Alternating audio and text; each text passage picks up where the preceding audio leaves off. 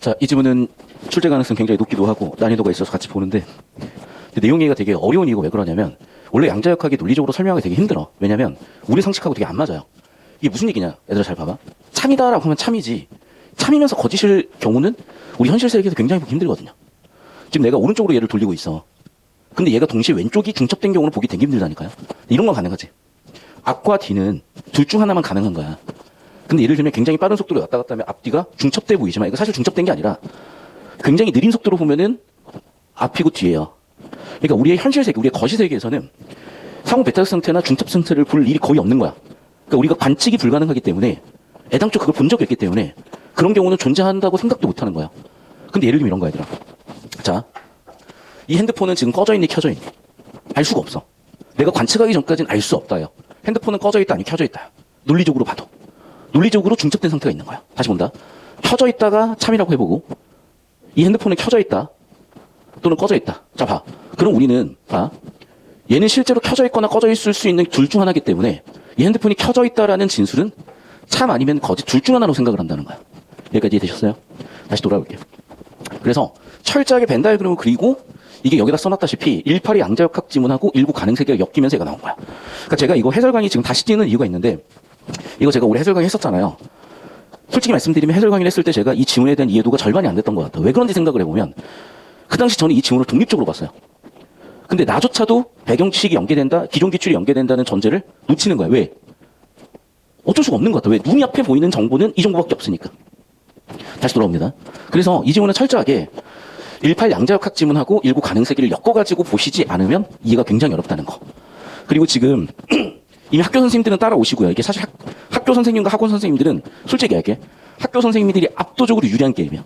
왜냐면 생각을 해봐. 우리나라 교육부에서 수능 출제 원칙을 정해. 28학년도 입시 이렇게 나올 거라고 정했어.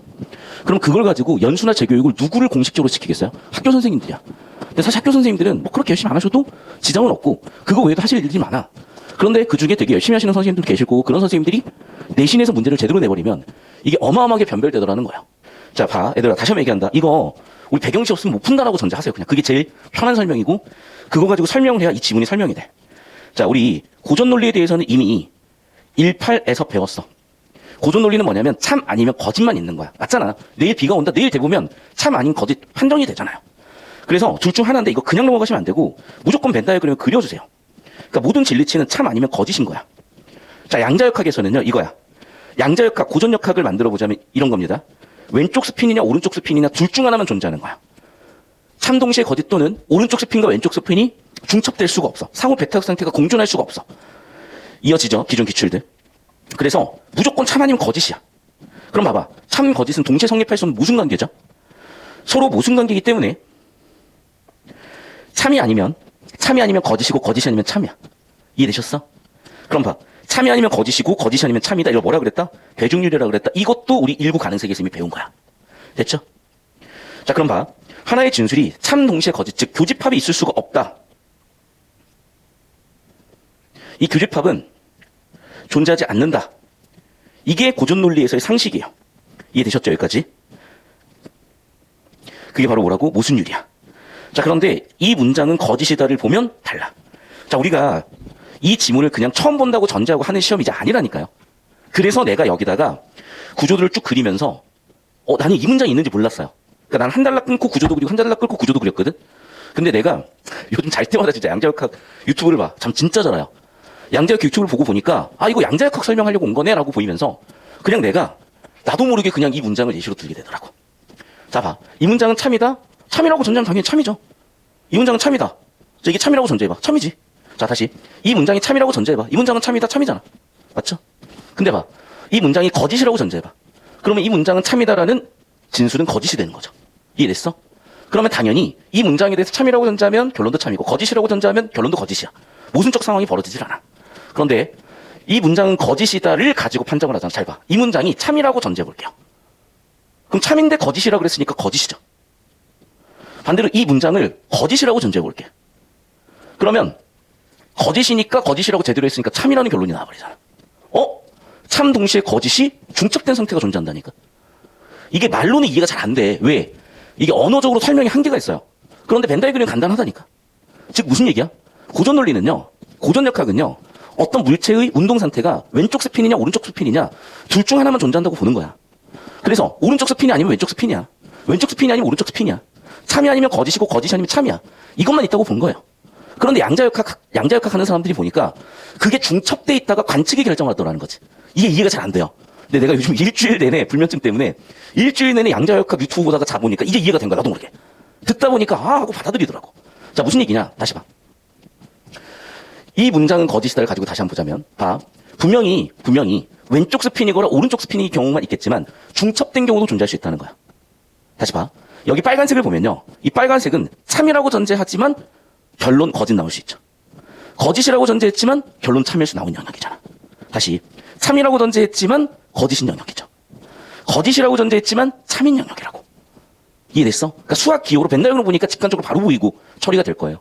근데 이게 이해가 안 되는 친구들은 여기를 엮어가지고 다시 한번 볼 필요가 있는데 이 수업이 이제 파이널 수업으로 2주 남은 상태에서 수업을 진행하다 보니까 제가 이 정도 설명을 해주는 거고 우리 고2 친구들 중에 내신 대비로 수업을 듣는 친구들은 더 디테일하게 부분들이 필요할 거니까 저한테 요청하시면 그런 과정을 다시 한번 설명을 드릴게요. 이걸 세 개를 엮어서 봐야 되기 때문에. 자, 그래서 다시 돌아오시면 이 거짓말쟁이 진술은 다시 한번 얘기하지만 고전 논리와 다르다. 그 얘기를 한 거예요. 자, 그럼 이유를 살펴봐야 될 텐데 이달라. 제가 지금 몸이 너무 안 좋아요. 쉬어야 되는데 왔어.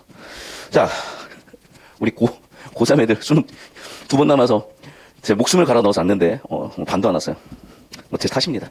대중론에 의해서 L은 참이거나 거짓이어야 되고 L이 참이라고 가정을 하면 거짓이 돼버려. 반대로 참이라고 가정하면 거짓이 돼버려. 즉 모순율 위반이라는 상황이 벌어져. 왜 그런 거야? 언어적으로 설명돼 있어서 그렇다니까. 벤다이어그램 읽으면 간단하게 이해가 되잖아. 다시 뭐라고요? 자, 봐. 고전 논리는 참이라고 전제하면 거짓이 다시. 자, 참이 아니면 거짓이고 거짓이 아니면 참이야. 참인 명제는 참이라고 전제하면 당연히 참이 나와요. 참인 명제를 거짓이라고 전제하면 당연히 거짓이 나오죠. 그렇기 때문에 전제와 결론 사이에 모순 관계가 없어. 근데 예를 봐. 여기는 애는요. 참이라고 전제했지만 거짓일 수 있잖아. 여기도 거짓이라고 전제했지만 참일 수가 있는 거잖아. 이해됐어? 즉 비고전 논리. L 같은 애들은 기업 같은 애들은 어떻게 된다? 모순적인 상황이 벌어진다야. 모순율을 위반한다야. 됐니? 결론은 이렇게 보나 저렇게 보나 모순율을 위반해요. 그걸 뭐라고 한다? 논리적인 역설이다. 이걸 뭐라 그런다? 거짓말쟁이 역설이다. 이건 의미가 없어. 줄글로 읽어봐요. 더 따라오세요. 그냥 얘는 뭘 얘기하는 거야? 이 빨간 애들 얘기하는 거야. 참이라고 전제했지만 거짓이고요. 거짓이라고 전제하지만 참인 경우라니까. 근데 우리의 상식은 다시 한번 얘기하지만 비가 온다? 안 온다. 비가 온다가 참이면 참 끝. 비가 안 온다가 다시 비가 온다가 거짓이면 거짓 끝. 모순적인 상황은 벌어지지 않아. 근데 얘는 모순적인 상황이 벌어지더라는 거죠. 이쪽으로 봐. 자, 그러면 여러분 이게 이해가 어려웠던 거야. 100년 전에 아인슈타인 같은 천재들도. 그래서 뒤지게 싸워요, 진짜. 그리고 내가 보니까 실제 실험을 하지 않더라도 논리 실험이라 그래가지고 논리적으로 어떤 걸 짜가지고 서로 막 논박을 주고 받았더라고. 과학자들은. 그래서 양자역학에 관련해서 두 개가 그 아인슈타인 쪽과 코펜하겐학파가 싸우는 거, 논쟁하는 걸 보면 되게 흥미로워요. 졌어요. 요즘은. 다시 저는. 넘어 3달러. 자, 그러면 왜 그런지 설명을 해줘야 될 거 아니야. 수많은 설명의 시도가 있었어. 이 지문에서는 대표적으로 누가 있는 거냐면 언어 위계론을 얘기한 누구니? 타르스키가 있었어요. 자, 그럼 타르스키는 뭐가 이 문제의 원인이라고 본 거냐? 이 거짓말쟁이 역설이 왜 나타난다고 본 거냐? 자기지시성이 원인이라고 본 거예요. 자, 한국의 수는 서울이다. 자기지시성 없죠. 이 문장은 한국어 문장이다. 이 문장이라는 자기지시성이 있죠. 자, 그럼 다시 원인이 뭐라고? 자기지시성이야. 자기지시성이야. 그는 진술의 진리치에 대한 고전 논리의 가정을 고수하는 관점에서 거짓말쟁이 역설을 해결하기에 언어 위계론. 자, 해결 방법은 뭐라고요? 언어 위계론이야. 자, 언어 위계론이 뭔지 그럼 봅시다. 언어 위계론은 뭐냐? 이 문장이 있다라는 것은 대상 언어래요. 거기에 거짓에다가 덧붙어 있으면 메타 언어가 된대요. 내가 인지 메타인지 맨날 설명하지. 메타데이터 항상 설명하지. 메타라는 건 상위 정보야. 그래서 어떻게 돼? 참 또는 거짓이 덧붙는 진술이 붙으면 그게 뭐가 되는 거야? 메타 언어가 되는 거예요. 진리수어가 덧붙으면 그게 바로 뭐가 되는 거야? 메타 언어가 되는 거야. 당연히 상위 개념으로 하나 더 높아요. 역시 마찬가지 또 메타 언어 뒤에 진리수로가 붙으면 기존 언어는 당연히 하위 항목이 되고 하위 언어가 되고 새로운 진수는 당연히 상위 언어로 메타 언어가 되겠죠. 자, 그래서 뭐냐? 메타 언어는 뭐야? 그래, 위계가 낮은 애들만 판정할 수가 있다는 거야. 그런데 자기 지시성을 갖고 있을 위계가 동등하잖아. 그래서 참거짓을 판정하는 진리수어가 붙는 메타 언어는 하위 대상이만 붙어야 되는데 자기 자신에 붙어 있으니 문제다라고 얘기를 한 거예요. 이해됐어? 그래서 4단락 정리, 5단락 정리 넘어갑니다. 이제 타르스키가 이렇게 얘기를 했으나 자, 봐. 이제 반박이 들어와. 반박 첫 번째는 이거예요. 야, 고전 논리 안에서 설명을 해야지 갑자기 언어 위계론을 갖고 오면 어떡해. 이거야. 우리가 논리라는 건 여러분 이거야. 그 전제들 안에서 입증이 돼야 의미가 있는 거지. 갑자기 다른 걸 갖고 오게 되면 또 다른 경우의 수가 생겨나는 거야. 그래서 야 이거는 기존의 고전 논리 틀이 아니야. 너 고전 논리로 설명을 해낸 게 아니야. 우리 분명히 모르는 뭔가가 존재한다는 얘기밖에 안 돼. 또 한편으로는 뭐냐? 자기지시성? 아니. 자기지시성은 있지만 모순적이지 않은 애가 있어. 이 문장은 참이다. 내가 아까 얘기했죠. 저 따라오시면. 참을 전자면 결론이 참이야. 이 문장이 참이야? 참이지. 이 문장이 거짓이야? 참이라고 그랬으니까 거짓이지. 얘는 모순관계가 안 만들어져요. 그러니까 모순관계라니까. 그러니까 이 모순 상황, 역설 상황이 안 만들어진다고. 다시 와, 그래서. 그래서 봤더니 자기지시성이 있으나 역설이 발생하지 않잖아요. 그러니까 자기지시성이 원인이 아니구나라는 예시가 되는 거지 또. 이 문장이 참이다라는 거는. 자, 또 예시, 또 반박 3이야. 얘도 보시면 알겠죠. 얘 자기지시성 없어요. 자기지시성 없지만 얘는 또 모순이 되지. 역설이 되죠. 왜? 뒷문장이 거짓이야? 뒷문장을 봤더니 앞문장이 참이래. 잠깐만, 앞문장이 참이야? 근데 뒷문장 거짓이잖아. 거짓이라고 하면 다시 또 거짓이잖아. 계속 순환으로 참 거짓이 순환을 내버리잖아. 모순, 역설이 발생하잖아요. 됐어? 결국에 무슨 얘기야? 모순율을 위반하는 고전 논리에서 볼 수 없는 진리치가 존재한다는 거죠. 다시 한번 얘기하면 봐. 이거잖아, 지금 글의 주제는. 참 아니면 거짓이야. 거짓 아니면 참이야. 고전 논리에서 얘기하는 진리치는 둘밖에 없어요. 그런데 참이면서 거짓인. 참이라고 전제했더니 거짓이 돼버리고, 거짓이라고 전제했더니 참이 돼버리는 역설의 상황이 계속 벌어지고, 그게 단순히 자기지시성이 원인이 아니라는 것도 확인이 됐잖아. 이해됐어? 그럼 왜 그런 거냐? 원래 그런 거야. 양자역학은. 근데 우리가 거시 세계만 봤기 때문에 원래 그런 거를 관측한 적이 없으니까, 현실 세계에서 볼 일이 없으니까 그런 건데 아니야. 내가 아까도 얘기했잖아. 그래서 핸드폰은 꺼져 있는 거야, 켜져 있는 거야. 여러분이 확인하자는 것까지는 두 개가 중첩된 상태라니까요. 그런 얘기를 하는 거야. 그러면 이제 계속 얘기를 하겠지. 그게 아니라 애당초 둘 중 하나로 결정돼 있을 뿐인데 우리가 모르는 거 아니야? 그게 아니라는 거야. 그건 이제 양자역학 실험을 보면 설명이 깔끔하게 될 거예요. 자, 그래서 마지막 이제 6단락입니다. 20세기 후반에는 진술의 진리치에 대한 고전 논리의 가정을 포기하는 관점에서 거짓말 증인술을 이해하려는 시도가 있었고, 크리키가 있었고, 프리스트가 있었는데, 이렇게 줄 굴렀으면 무슨 얘기인지 모르고 해서 따라오시면 벤 다이어그램은 바꿔 얘기하면 표야, 얘들아. 그래서 참이거나 참이 아닐 수 있죠. 거짓이거나 거짓이 아닐 수 있죠. 자, 그럼 봐. 참 동시에 거짓인 애들은 얘지. 맞죠? 반대로 참의 여집합이고 거짓의 여집합, 둘의 교집합은 여기지. 참도 아니고 거짓도 아닌 애들은 여기가 되겠죠, 그러면. 됐죠? 자, 그 다음 봐봐. 자, 얘는 참이면서 거짓의 여집합이잖아. 참이면서 거짓의 여집합이니까 얘는 여기로 대응되겠죠. 마지막. 거짓이면서 참의 여집합이죠. 거짓이면서 참의 여집합이죠. 얘가 되겠죠. 이해됐어? 그러니까 내가 왜 자꾸 표 처리를 강조하는 거냐면, 논리라는 건요, 모든 경우 확인을 해야 되잖아. 그럼 벤 다이어그램 그려서 우리 명제와 집합에서 논리 확인했었고, 그걸 벤 다이어그램 그림을 그려서 독서 지원에서 적용을 하시든지, 아니면 표를 그리시든지, 모든 경우를 확인하셨어야 되는 거라고. 즉 무슨 얘기야? 옛날 사람들은 참 아니면 거짓 두 개만 있다고 생각이 짧았던 거라니까요. 네 가지 경우가 존재하는 거라고 이제. 자, 이게 이제 인류가 또 발전하게 되면 어떻게 될지 모르겠어. 근데 이게 확립된 게 보시면 알겠지만 20세기 후반이에요. 왜? 양자역학에 설명이 됐는데 현실 세계의 논리로는 고전 논리로 설명이 안 됐던 거야. 그래서 양자역학에서 과학에서 발견된 것을 논리적으로 설명하기 위한 논리적인 진리체가 새로이 생겨나면서 논리학자들이 그 양자역학의 관측치를 논리적으로 설명할 수 있는 진리치의 포함관계를 입증해내고 정리해낸 거예요, 이제. 그러니까 과학의 발견이 논리의 발견을 이끌기도 한 거지. 그게 20세기 후반이에요. 그럼 무슨 얘기냐? 저같이 20세기 후반에 태어난 인간들은 모른다는 거야, 이거를. 맞잖아. 여러분 21세기에 태어난 사람들이야. 그러니까 20세기에 태어난 애들, 20세기 후반에 태어난 애들 이걸 알 수가 없어요. 왜 배운 적이 없거든, 학교에서. 아직도 기류법 가르치잖아요. 여러분 기류법은요, 어떤 경우냐? 저 따라오시면 이거예요. 자, 봐. A라는 애가 무리수야. 전제에서 입증을 했더니 무리수가 나오면 참 맞아요. 근데 무리수라고 전제해봤더니 거짓이네? 그럼 유리수였겠잖아. 그러니까 기류법은 어떤 경우냐? 고전 논리에서만 쓸 수 있는 거야. 이해되셨어요? 그런데 봐. 비고전 논리에서는 기류법을 못 쓰는 거야. 왜? 참이 아니라고 해서 거짓이 아니잖아. 이해됐어? 그러니까 여러분이 기류법 증명법을 왜 못 쓰는 거냐면 고전 논리에만 쓸 수 있는 되게 특이한 경우라고요. 사실 기류법은 그래서 요즘은 잘 못 가르치거나 안 가르쳐요. 왜? 그러니까 특수한 경우 쓸 수 있는 거야, 이렇게. 그러니까 맨날 우리가 고일 수학 보면은 기류법 증명이 나오잖아. 그러니까 잘 안 되잖아. 이유가 있는 거야. 애당초 이렇게 고전 논리처럼 특수한 참거짓의 진리치만 존재하는 경우 성립했기 때문이에요. 그래서 여러분 세대는 여기까지 나가셔야 된다. 이 부분이 그런데 이해가 되게 어려워요. 간단한 거야. 이게 저도 이 지문을 많이 설명했고 수업했고 헤맸어요. 그런데 이 지문을 설명하게 된, 내가 완전히 이해하게 된, 너 이제 수업 들어오면 알겠잖아. 내가 이제 솔직히 할게. 내가 처음 이걸 해설할 때 완전히 이해 못했어요. 왜 완전히 이해를 못했냐? 이 지문만 놓고 봤기 때문이야. 근데 요즘 내가 맨날 양자역학을 보면서 이거 양자역학 설명이네라고 해보니까 바로 이해가 되면서 이거 배경지식 엮어놨구나 해버리니까 바로 설명이 되는 거야. 이렇게. 여기까지 되셨어요? 그럼 답도 되게 쉽게 나와요, 여러분. 자, 1번 선지 봐. 타르스키 관점이야. 그럼 얘들아, 진리수로가 뭐니? 참 아닌 거짓이라고 판정을 하는 거잖아요. 포함하고 있죠. 자, 그 다음 봐봐. 대상 언어에 진리수로가 붙으면 메타 언어가 되잖아. 자, 그럼 보세요, 여러분. 대상 언어 하위 항목이 되는 거고 메타 언어 상위 항목이 되는 거잖아. 그럼 기억은 메타 언어니까 위계가 높죠. 3번. 기억에 거짓이다를 붙으면 봐. 기억 다시 대상 언어가 되고 참 또는 거짓이 붙었으니까 메타 언어가 되는 거죠. 4번. 거짓이다가 이 문장에 있다를 언급한 것이라 보자면 그럼 봐. 거짓이다 메타 언어죠. 자, 근데 봐. 자, 이게 무슨 얘기냐면 타르스키는 이 역설의 원인이 뭐라 그랬어? 자기지시성이라 그랬잖아. 그래서 언어 위계론으로 설명할 수 있다 그랬었는데 언어 위계론이 뭐냐? 이 얘기잖아요.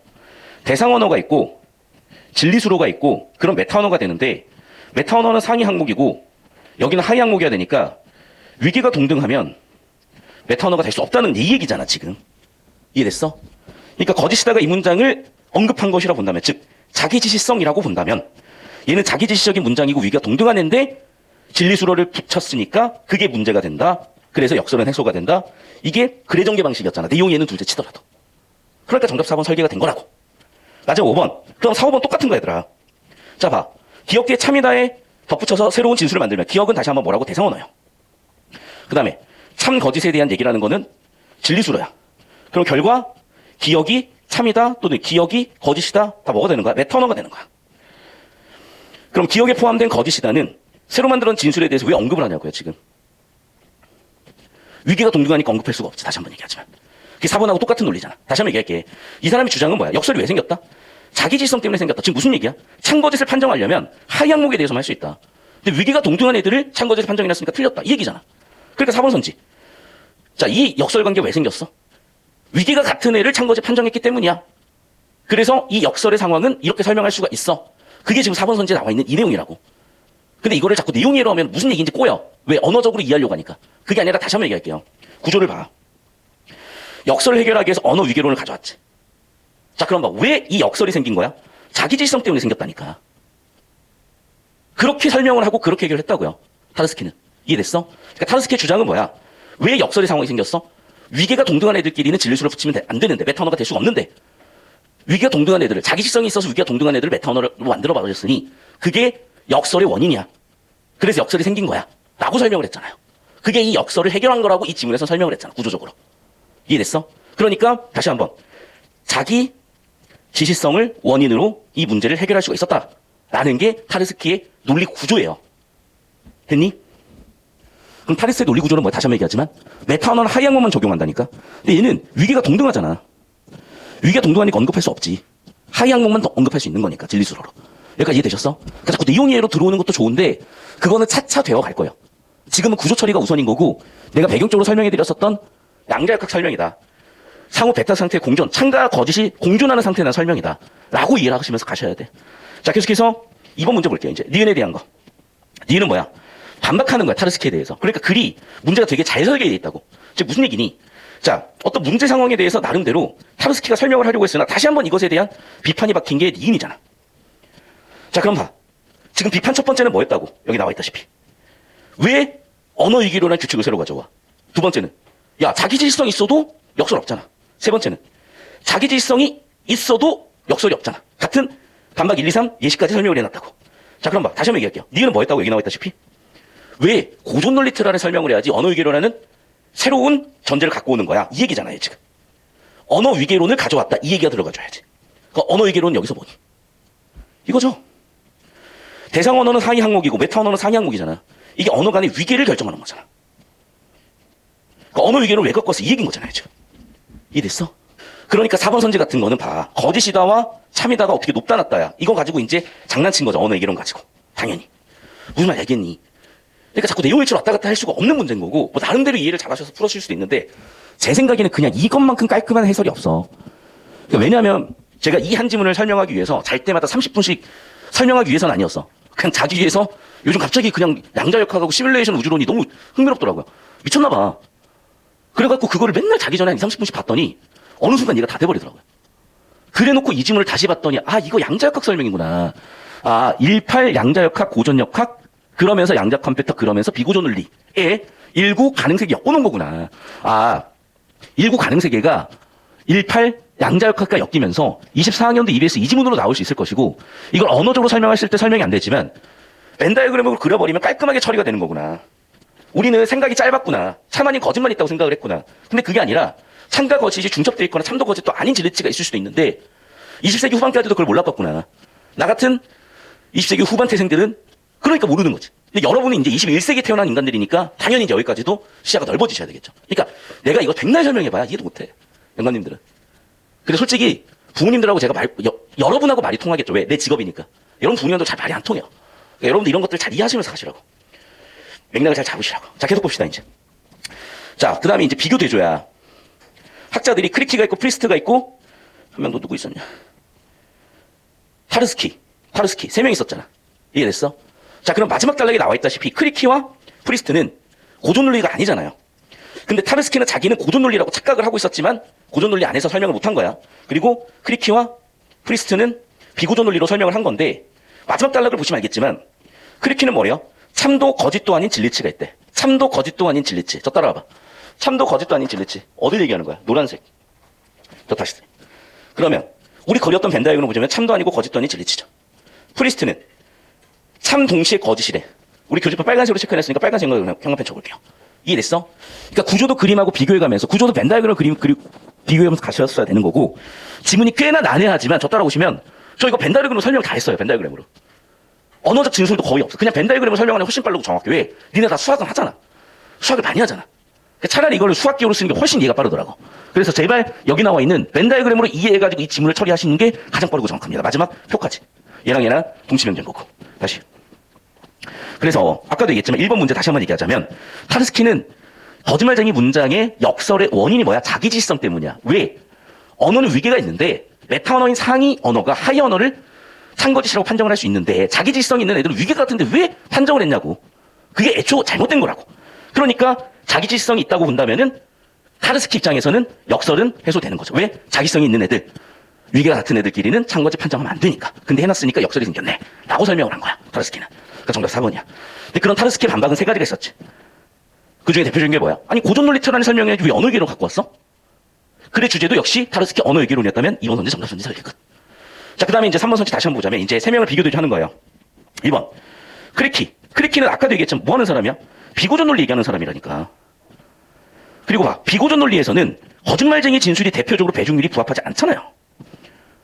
맞잖아. 배중률이 뭐야? 참 아니면 거짓, 거짓 아니면 참이잖아. 참 동시에 거짓일 수가 없는 거잖아. 그러니까 이제 내가 이해가 된 거야. 무슨 얘기냐? 19 가능 세계에서 배중률이 뭔지 솔직히 말씀드리면 제가 100% 이해된 상태가 아니었어. 근데 이제 100% 이해돼서 뭔지 알아?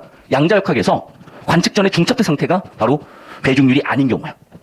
거시 세계에서 존재냐 존재하지 않냐가 사실은 걔는 배중률이야. 참 아닌 거짓이니까. 계속해서 2번 선지. 프리스트는 모순율이 반드시 적용되는 것은 아니라는 입장에서 거짓말쟁이 설명했다. 그렇죠? 맞잖아. 프리스트는 뭐야? 참 동시에 거짓. 배중률이 아니잖아. 모순율이 아니잖아. 정답 2번 끝이라니까. 그러니까 다시 한번 얘기하자면 이거를 독립적으로 보면 이해가도 안 되고 못 푼다고요. 우기지 좀 마. 못 푸는 게 정상이야. 나도 공부 잘해요. 잘할 수 있어. 천재야. 천재일 수 있어. 그래도 이건 아니야. 자, 계속 가. 4번 문제. 자, 자기지시성이 있냐 없냐, 역설이냐 아니냐에 대한 핵심적인 개념을 이해하라는 거야, 이제. 왜? 글의 주제가 역설이고 두 번째 타르스키 자기지시성이었으니까. 야, 더워. 자, 그럼 보세요. 고전 논리에서 A에 해당하는 진술을 참이라고 하면 거짓이 되고 거짓하면 참이 된다. 자, 봐. 참이라고 하면 거짓이 되고 거짓이라고 전제하면 참이 된다. 즉 무슨 상황이야? 역설 상황이죠. 맞죠? 그리고 봐. 역설 상황에서 특히 뭐 기억은 자기지시성도 있죠. 이해됐니? 그럼 A 역설이고 자기지시성이 있다. 대표적으로 거짓말쟁이 진술이다. 오케이. 2번 선지. 뒷문장은 거짓, 앞문장은 참이다. 이거는 봐. 자기지시성이 아닌 예시잖아. 자기지시성은 없지만 역설인 예시잖아. 그게 바로 뭐야? B죠? 이해됐어? 그러니까 얘도 여러분 보시면 알겠지만 벤 다이어그램이 어떻게 벤 다이어그램이야? 그래. 자기 지시성이 있는 문장의 집합과 아닌 애들, 동시에 역설인 애들과 역설이 아닌 애들이야. 그래서 네 가지 표로 처리해 놓은 거야. 그럼 각각의 집합에 속하는 애들 가지고 물어본 거야, 이렇게. 여기까지 이해되셨어요? 그러니까 문제 진짜 잘 냈어. 내가 보면 볼수록 이 문제는 진짜 잘 낸 것 같다. 다시 돌아와서 2번 선지. 자, 그럼 봐. 뒷문장은 거짓, 앞문장은 참이다. 그런데 여기 아까 나와 있었던 예시 3번이죠. 자기 지시성이 없으나 역설이 생기는 상황. 맞습니까? 자기 지시성이 없으나 역설이 생기는 상황이라고. 됐죠? 기억은 자기 지시성도 있고 역설이 생기는 경우고. 됐죠? 3번 선지. 이 문장은 어떠한 문장이다. 자기 지시성 있죠? 그런데 역설이 아니죠. 그러니까 C지. 자기 지시성 있고 교집합 역설인 애들. 3번 선지. 4번 선지. 잠깐, 역설이 없는 애들. 그러니까 C. 신라에서는 경주이다. 자기 지시성도 없고 역설도 아닌 거잖아. D죠, 그러니까.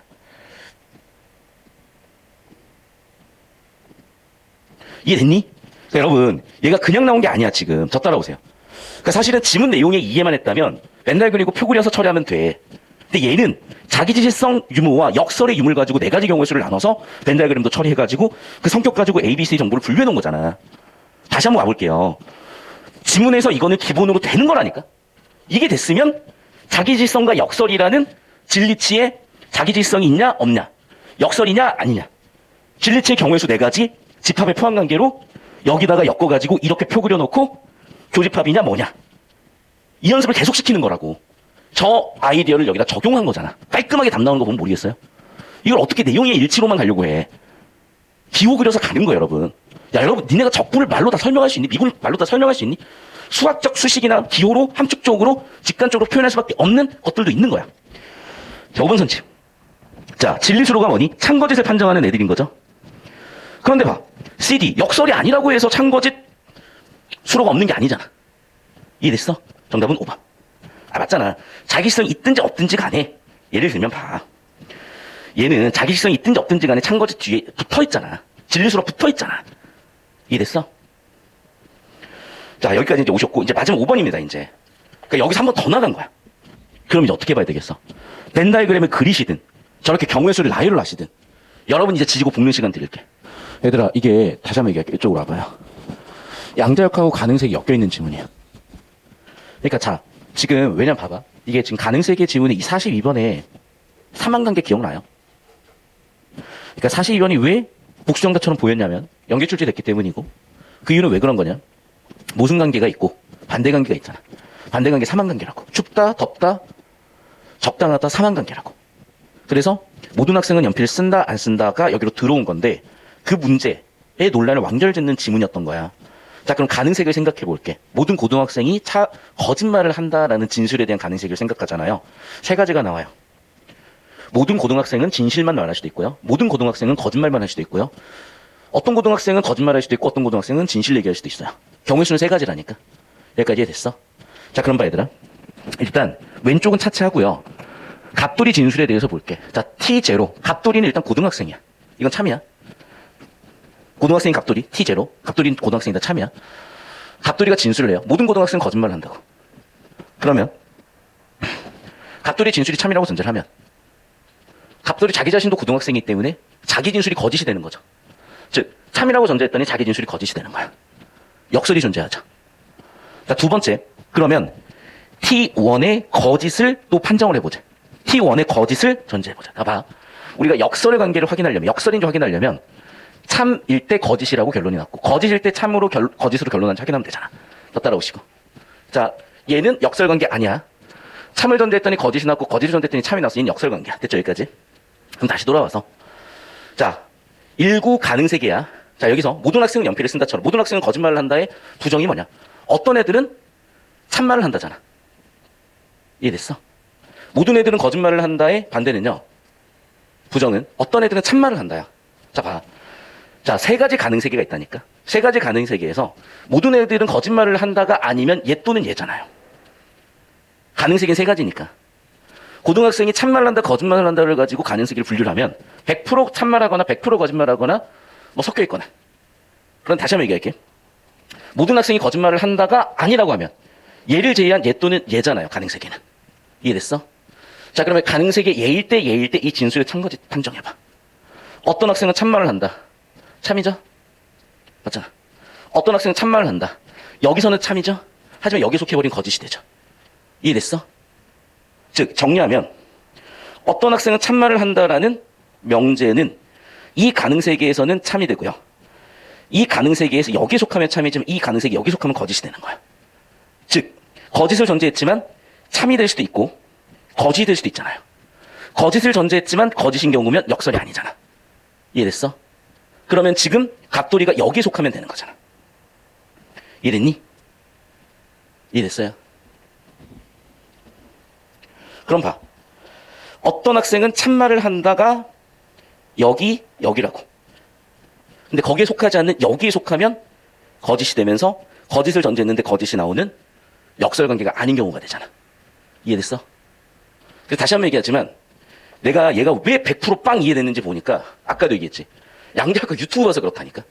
그러니까 양자역학의 상태를 설명하기 위해서 그러니까 양자역학을 논리적으로 설명하기 위한 논리학이 발전을 안 했던 거예요. 쉽게 얘기하면. 근데 양자역학을 가지고 이게 왜 논리적으로 성립이 되지? 그게 이거야.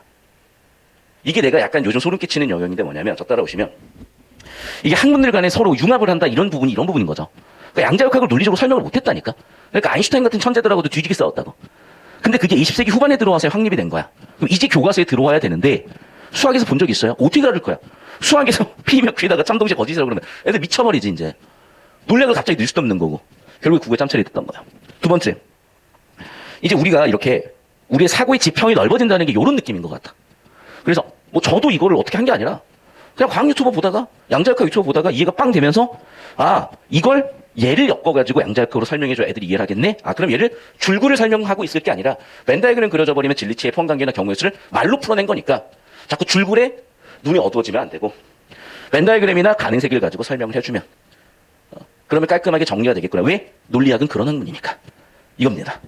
자 그래서 저 따라오시고 자 파이널 과정에서 여러분이 여러 가지 이제 어려움이나 뭐 이런 것에 봉착할 수도 있지만 저는 이 파이널 시기에 가장 점수 올리기 쉬운 과목은 국어라고 봐요. 그러니까 아직도 여러분이 포기하거나 뭐 하던 거 할 때가 아니야. 그건 기본이고요. 여러분이 치열하게 치밀하게 뭔가 맞춰낼 수 있는 그 가능성에 집중해서 만들어내셔야 돼. 어떤 상황에서라도 여러분 해결 방법은 존재하니. 우리 국어에서는 제가 좀 이따 7시에 자세히 얘기를 하겠지만 일단 이 질문은 왜 내가 파이널 2주 전에 선정을 했는지는 납득이 되실 것 같습니다.